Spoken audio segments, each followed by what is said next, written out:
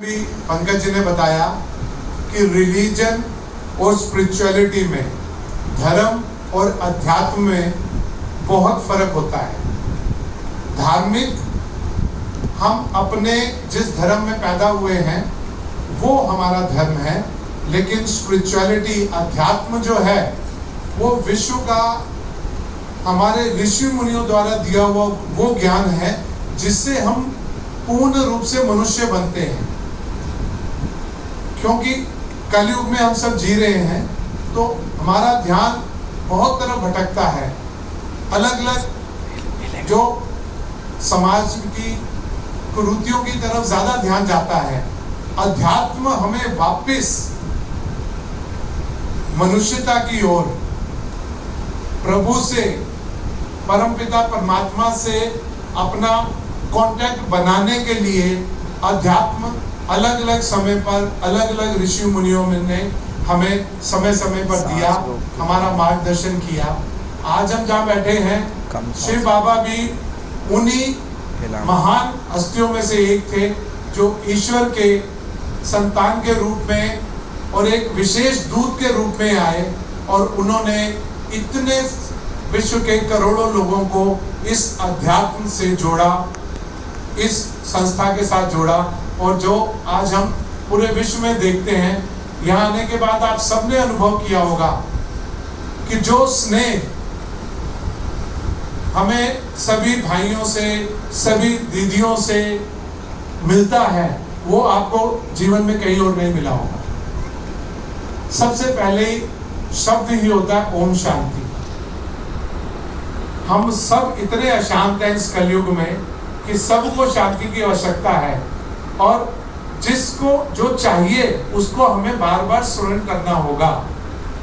जब हमें जो भी मिलता है सब ओम शांति बोलते हैं तो हमारे शरीर में वो तरंगे, वो शांति की, ओम और शांति की जो ध्वनि की तरंगे हैं वो हमारे, वो वाइब्रेशन हमारी बॉडी में जाती है और उससे हम और आगे एक स्पिरिचुअलिज्म की तरफ जाते हैं।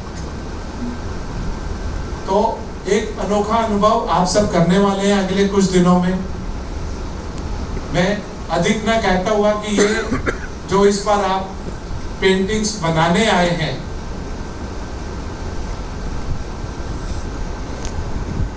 वो आप सबकी सर्वश्रेष्ठ पेंटिंग हो।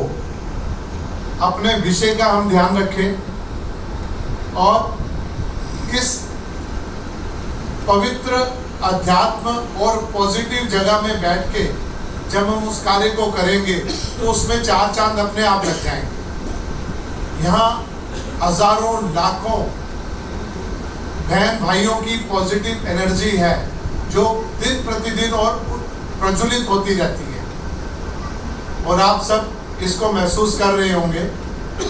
कल तक आप जिस जीवन में जी रहे थे और उसके बाद आज प्रातःकाल यहाँ आने के बाद एक अलग अनुभूति है। यहाँ का भोजन कुछ को लगता होगा कि स्वादिष्ट नहीं है, फीका है, ठीक है ना, लेकिन यही भोजन हम सबको करना चाहिए। अगर हमें रोग से मुक्त रहना है तो जो भोजन या सात्विक भोजन मिल रहा है, यही भोजन हम अपने घर पर भी तय करें, इसी प्रकार का हम भोजन करें और उससे भी हम स्वस्थ होंगे। स्वस्थ रहना सबसे बड़ी नियामत है।